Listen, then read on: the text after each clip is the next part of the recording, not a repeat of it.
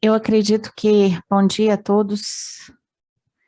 É, eu acredito que deveria ser interessante a gente fazer um breve resumo da história do Sersans, antes de gravar, talvez, não sei o que vocês acham melhor.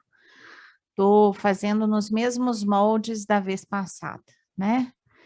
É, de forma resumida, quem está ao meu lado é a conselheira Cláudia Navarro, ela é coordenadora do Departamento de Fiscalização desse conselho, e ela está inserida, né, ela, a equipe dela, né, os médicos fiscais, agentes fiscais, todos imersos nessa questão, além de outras inúmeras questões que fiscalizamos, a situação do Sersans aqui em Belo Horizonte, mas lembrando que a atenção à saúde mental, ela, Estado e município se sobrepõem. E daí a nossa preocupação é com o paciente de saúde mental do estado de Minas Gerais e também, claro, tendo em vista o grande número de Sersans na cidade de Belo Horizonte, a questão dos Sersans aqui na cidade. A gente teve só lembrando que a diferença da última coletiva de imprensa não era época de plenária, hoje nós temos nossa plenária completa, são 40 conselheiros, todos médicos, capital e interior, praticamente meio a meio.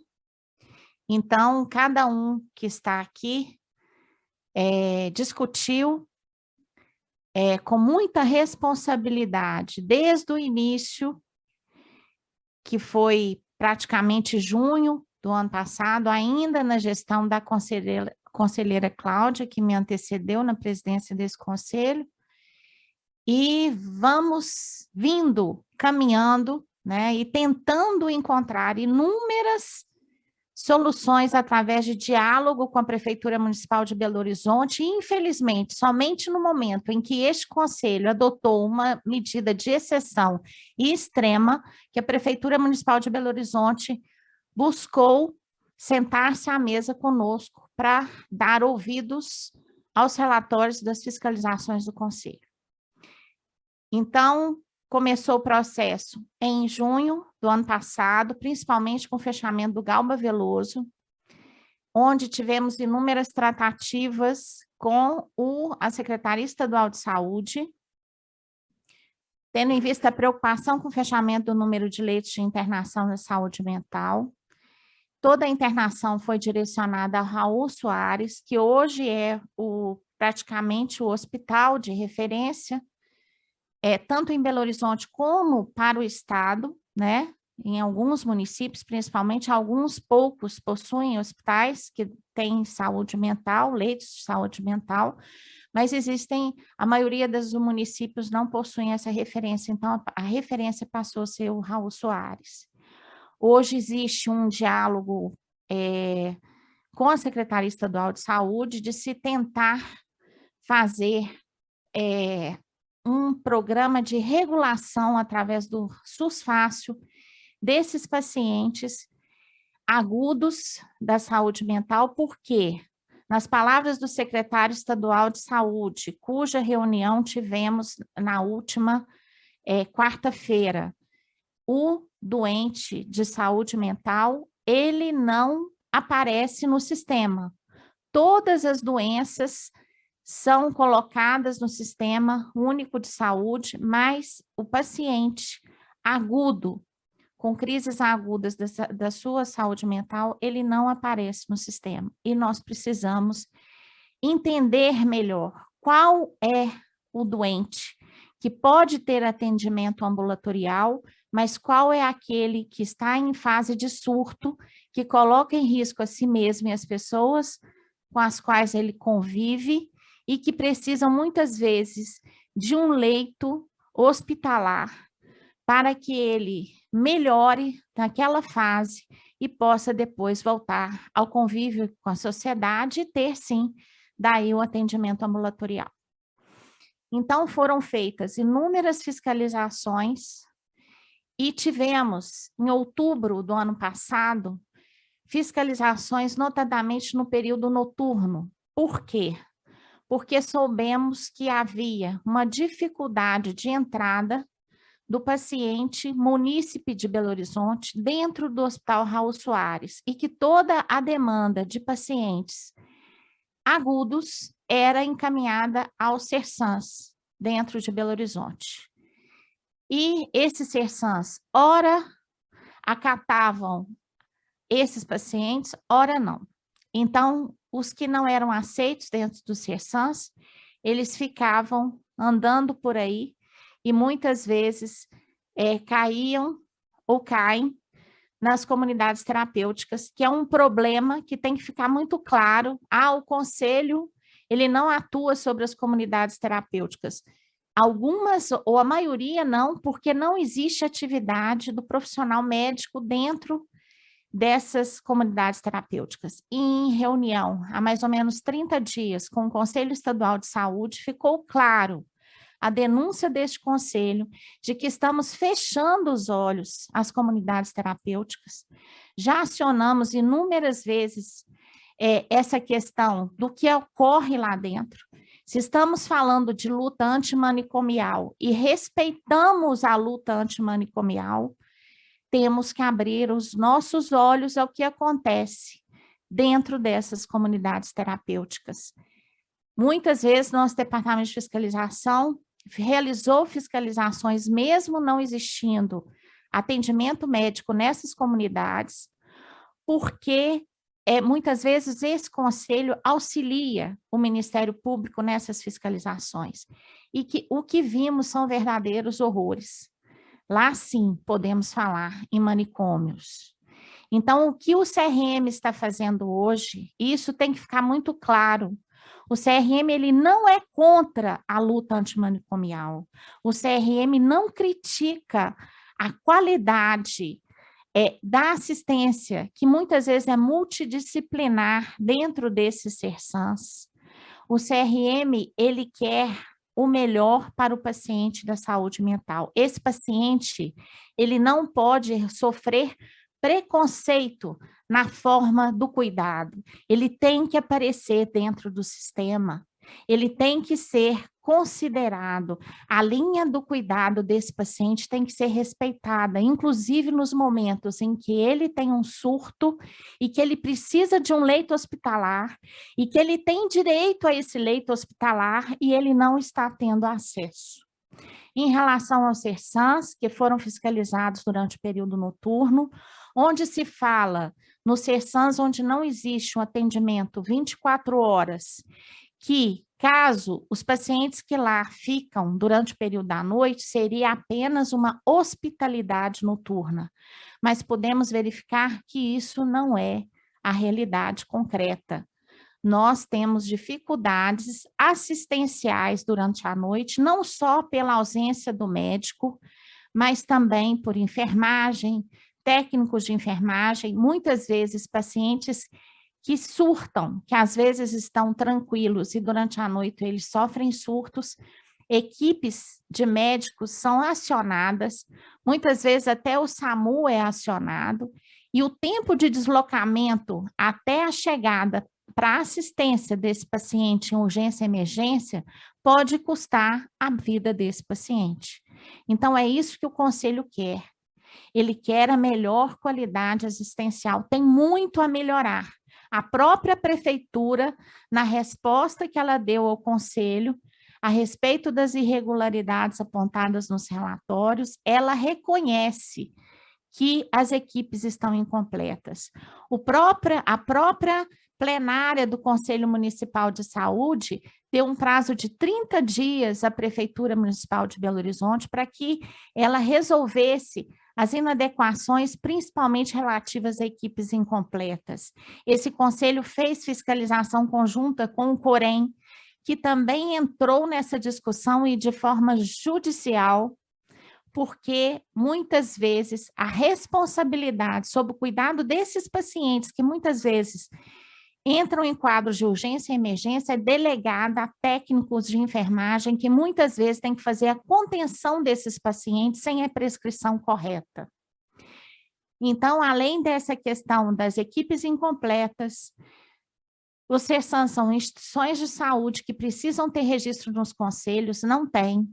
Precisam ter um médico responsável técnico, esses CERSAMs não têm. Precisam ter outras necessidades legais que não estão sendo cumpridas, por exemplo, auto de vistoria de corpo de bombeiro, alvará de vigilância sanitária. Então, são inúmeras situações, além de equipes incompletas, e durante esses 60 dias que demos de prazo para a prefeitura, para que ela se posicionasse a respeito das irregularidades, e esse prazo venceu no último dia 5 de outubro, ficou muito claro que, além das vistorias noturnas, fizemos praticamente vistoria em todos os CERSAMs durante o dia, persistem equipes incompletas durante o dia, onde deveriam ter pelo menos 5, 6 profissionais para atendimento. Existe CERSAM que ele dá resposta, que ele dá retaguarda a 21 centros de saúde e simplesmente você tem 2 médicos, um às vezes de licença ou de férias, e que é o CERSAM Nordeste, por exemplo, e o psiquiatra fica lá sobrecarregado, e daí a gente questiona, né, a qualidade assistencial dentro desse CERSAM. Foram verificados falta de equipamentos, por exemplo, às vezes de desfibrilador para casos de atendimentos de urgência, emergência. Sabemos, principalmente nos CERSAMs de álcool e drogas, como que uma situação que praticamente ela é normal, ela pode se agudizar, e daí ela precisa de atendimento médico imediato.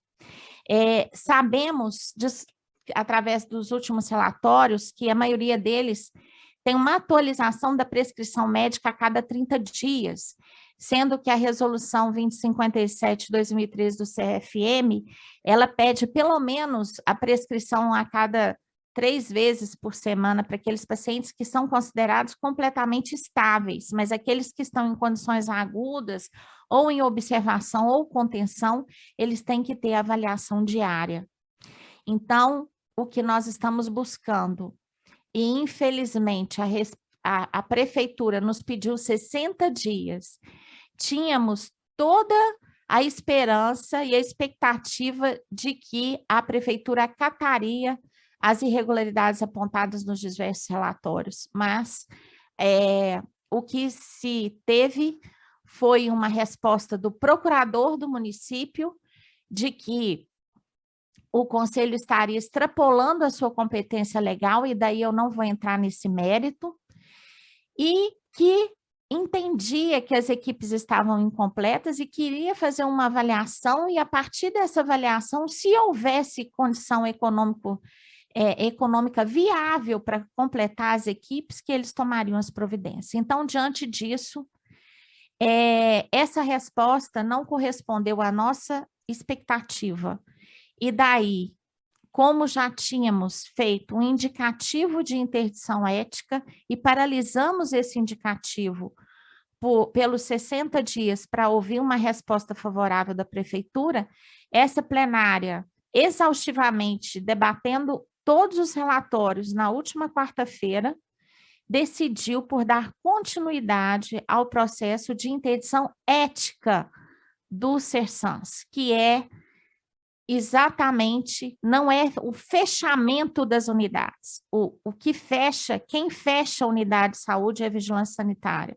O conselho, ele vai fazer a interdição ética dos profissionais médicos. O conselho só pode atuar sobre o ato médico. Então, na hora que esse conselho entende que existe uma irregularidade que pode prejudicar a qualidade da assistência, tanto para o médico que trabalha no CERSAM e principalmente para o paciente, nós adotamos esta medida de exceção para que a gente busque realmente um caminho favorável para esse paciente especificamente da saúde mental.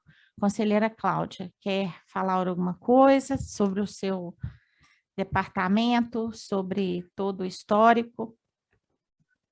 Bom, eu gostaria de lembrar que a fiscalização do exercício da medicina e das instituições onde a medicina é exercida é das principais responsabilidades e funções dos conselhos regionais de medicina. Então, sempre que existe uma denúncia de algum trabalho médico inadequado, alguma questão que poderia prejudicar o trabalho, nós temos, por lei, a função de fiscalizar. Como a presidente falou, chegou denúncia até nós e nós fizemos todo esse trabalho de fiscalização, onde nós encontramos tanto alterações com relação a registro de unidade no CRM, ausência do diretor técnico, que são duas questões fundamentais para o funcionamento de qualquer instituição de saúde, e essas questões relacionadas com a falta de médico, que isso não vem só, não é uma exigência apenas do CRM, das resoluções do CRM, mas isto é regido por leis federais.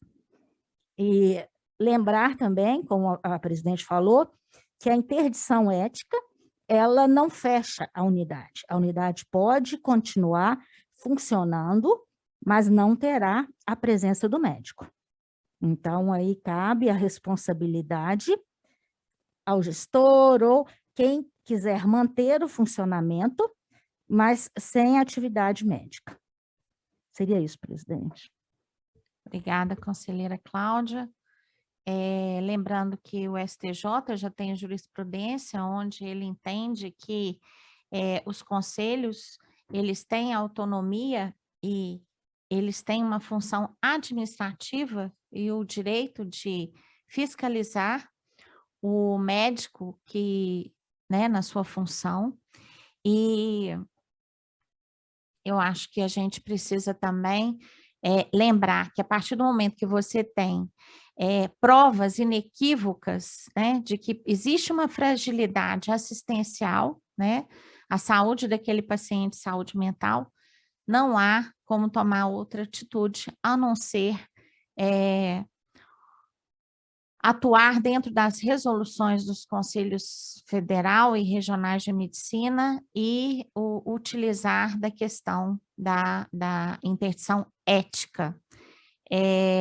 Como eu disse, é uma situação extrema, mas ela é necessária sob pena de prevaricação da atuação administrativa desse conselho, né, cuja função principal é realmente a fiscalizatória.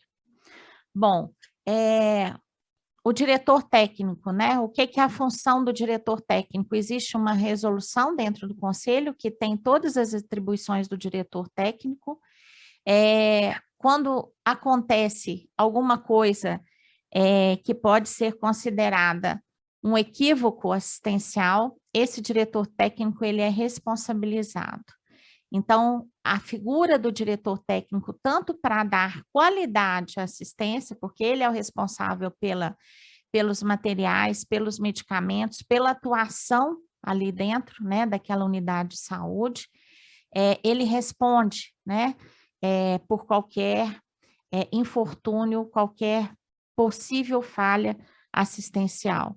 Então, o conselho, a partir do momento que não tem o diretor técnico ali, né, ele fica, vamos dizer, já existe um risco assistencial, né, e a gente acaba tendo que pedir ao gestor municipal para que se responsabilize, nesse caso do CERSANS, como nenhum tem responsável técnico, o secretário municipal de saúde, que também é médico, passa a ter essa responsabilidade.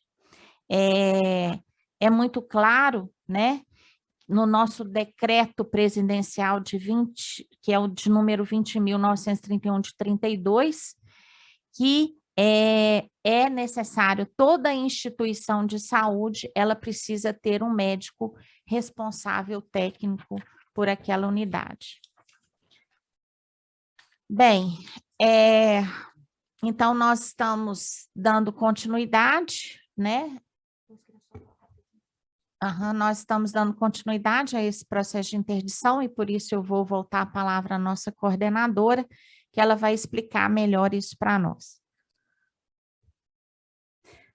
Bom, quando o Conselho Regional ele recebe uma denúncia ou por outros meios ele tem conhecimento de qualquer irregularidade no funcionamento de uma instituição, ele faz a fiscalização, que é realizada pelos médicos fiscais ou pelos nossos agentes fiscais. Esse relatório de fiscalização, ele é geralmente encaminhado para o diretor técnico, ou quando não existe um diretor técnico responsável, no caso, Secretaria de Saúde, e para dar conhecimento, aguardar uma resposta em 30 dias, e quando não existe uma regularização dessas possíveis irregularidades, aí sim é feito o indicativo de interdição ética. Esse indicativo, ele vai ser direcionado para as unidades e é feito um relatório por um conselheiro que vai ser explicando toda a situação. Esse relatório vai ser aprovado pela plenária para que se dê continuidade e é entregue aí depois disso é entregue aos médicos do serviço uma notificação, um auto de notificação, com o termo mesmo, conselheiro Herman, termo de responsabilidade recíproca, onde todo o corpo clínico da instituição, ele tem que assinar que tomou o conhecimento e aí sim é feita a interdição ética. É colocado no estabelecimento, em local visível, é colocado um comunicado explicando que naquela instituição não pode ser feito trabalho médico. Mas, mais uma vez, isso não é o fechamento da unidade. Obrigada, conselheira. Abra a palavra agora à imprensa, quem está presente, que se quiser fazer perguntas, estamos à disposição. Pois não.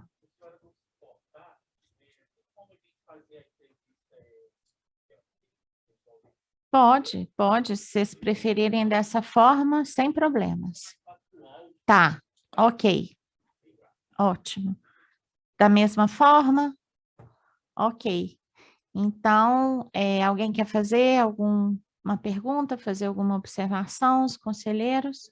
Identifique quem é a senhora, né, a sua função no conselho. Sibeli Carvalho, sou presidente do Conselho Regional de Medicina do Estado de Minas Gerais. Doutora, eu queria que a senhora explicasse, então, por favor, essa decisão, né, de dar continuidade a esse processo de interdição dos médicos, né? Como que vocês chegaram a essa conclusão? Por quê? A conclusão aconteceu, né, depois do prazo, o término do prazo de 60 dias, que foi dado à Prefeitura Municipal de Belo Horizonte, a respeito das irregularidades apontadas nos diversos relatórios do CERSANS. Essa decisão foi feita, né, nessa plenária, com a presença dos 40 conselheiros que representam este conselho. Doutora, na prática, o que isso significa? Agora os CERSANS vão ficar sem médicos? Conta para a gente. Vamos comunicar aos médicos do CERSANS que da forma como os CERSANS estão hoje funcionando, existe um risco assistencial ao exercício profissional desse médico e, portanto, um risco assistencial ao paciente. E daí não é um local seguro para o exercício da medicina. E daí vamos falar que eles não podem mais permanecer nesse momento, da forma como está, sem resolver as irregularidades apontadas.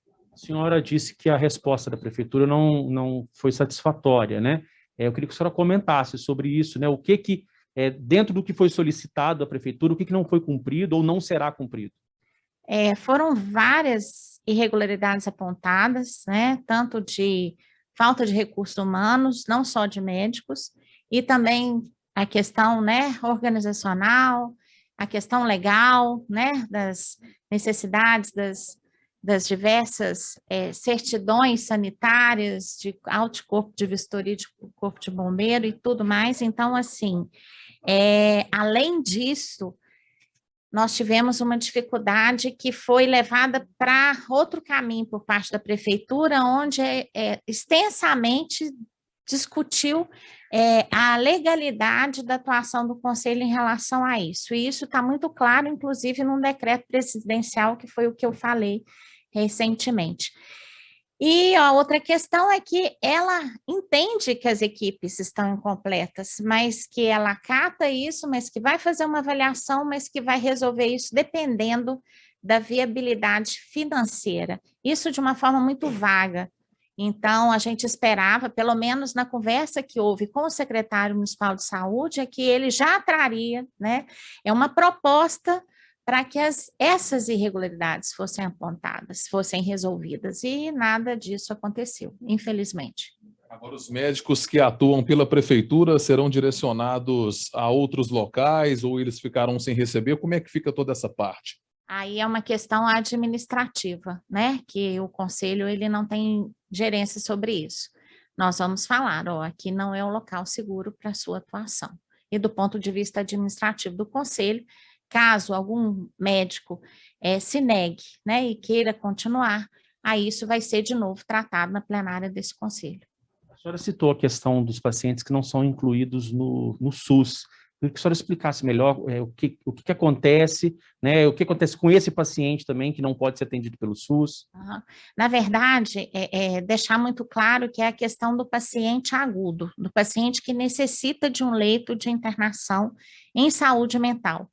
Então, o que acontece? Muitas vezes esse leito, que geralmente é do Raul Soares, existe uma demanda, por exemplo, em Belo Horizonte, ou mesmo em algum município do estado, onde é necessário um encaminhamento, e o médico assistente desse paciente, ele sabe da necessidade, ele indica a internação, e essa demanda, ela é questionada dentro da gestão da saúde mental aqui do município. Então, muitas vezes, um caso que ele é hospitalar, ele é menosprezado e passa a ser referendado ao Sersans, que a gente sabe que não tem a estrutura adequada para uma internação, uma hospitalização. E é isso que a gente está vendo, uma substituição dos leitos de internação do Raul Soares por leitos de hospitalidade, que a gente sabe que não é bem isso, dentro do Sersans. Agora, qual a importância desse médico dentro do Sersans e como ele pode fazer falta ali em toda a qualidade do atendimento? A gente sabe que os Sersans, eles são multidisciplinares, né? Mas o líder da equipe é sempre o médico, porque a responsabilidade assistencial é do médico. Se existe algum erro, algum equívoco, alguma discussão sobre a qualidade assistencial, o primeiro a ser acionado sobre a responsabilidade imputada àquele tratamento é o médico. Então, ele é que vai saber, ele que vai liderar a equipe sabendo o que é melhor ou não para aquele paciente, qual que é a melhor prescrição, o que é melhor, o atendimento ambulatorial ou hospitalar. Então, realmente, esse médico, ele é o líder dessa equipe de saúde. Obrigado. Que foi comunicado no Ministério Público E a vigilância sanitária, e que tem um prazo de 5 dias, né? Para concluir, não, para o CRM fazer os encaminhamentos. Tá até no release que a gente encaminhou para vocês. A prefeitura será notificada, né? Não, Será na notificado? verdade, não, já foi Já está notificado. Já foi notificado. Vocês têm que avisar os médicos, é isso? Isso. Prazo de 5 dias, vocês têm 5 dias para para comunicar aos médicos dessa decisão. Não só comunicar, mas eles assinaram o termo de recipente. Existe um termo assinado. Eles têm que assinar. Eles receberam e têm conhecimento. Eu acho que é interessante a gente falar também que durante esse tempo todo tivemos denúncias de alguns psiquiatras. Então, vamos gravar. Pode falar? Só não falo duas vezes. Oi. Vamos lá. Desde 2007, você foram 51 fiscalizações? Mais ou menos. 52. Tá. Doutora, volta só um pouquinho. Tá, show. Vamos lá, então. Doutora, fale então sobre essas denúncias que os psiquiatras fizeram ao Conselho. Desde o fechamento do Hospital Galba Veloso, a gente tem recebido inúmeras denúncias de médicos psiquiatras. A princípio, tivemos uma denúncia em torno de 22 médicos e, recentemente, 7 médicos denunciando a pressão que eles sofrem quando eles internam um paciente dentro do Hospital Raul Soares. E, muitas vezes, o paciente ele nem consegue chegar ao atendimento para uma avaliação do médico psiquiatra dentro do Raul, ele é obrigatoriamente direcionado para o Sersans. E esses médicos, eles deixam muito claro que realmente eles mesmos, inclusive alguns médicos que trabalham no Sersans, que eles não estão tranquilos com a qualidade assistencial a que eles estão sendo submetidos. Os psiquiatras, eles sofrem pressão para encaminhar os pacientes para os centros, é isso? Isso quando chega até o psiquiatra, que muitas vezes o paciente chega na porta do Raul Soares, a família desesperada chama o Raul Soares, vai até o Raul Soares, e o porteiro fala, não, aqui não tem internação dessa forma, tem que ir direto para o Sersan, e muitas vezes vai para o Sersan, esse paciente não é acolhido, vai para o centro de saúde, que também não acolhe, porque é um caso de saúde mental, e esse paciente fica perdido dentro da rede de cuidado do Sistema Único de Saúde. Então, no caso, isso seria, vamos dizer assim, responsabilidade do governo do Estado. Na saúde mental, hoje a gente tem uma gestão de saúde mental que ela se sobrepõe, Estado e município. Então, como eu tenho a rede ambulatorial de Belo Horizonte e a rede hospitalar do Estado, eles têm que ter um caminho comum, eles têm que falar a mesma língua. E nós, reiteradamente, estamos denunciando, junto com o Ministério Público, junto com a Defensoria Pública, essas condições, dizendo que do jeito que está, não está funcionando.